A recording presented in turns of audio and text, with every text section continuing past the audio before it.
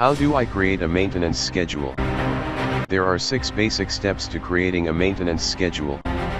First, identify and prioritize the assets that need maintenance.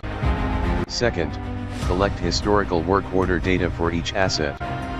Third, use that data, along with recommendations from the original manufacturer, to make projections about asset maintenance needs. Fourth, create a preventive maintenance plan for each asset.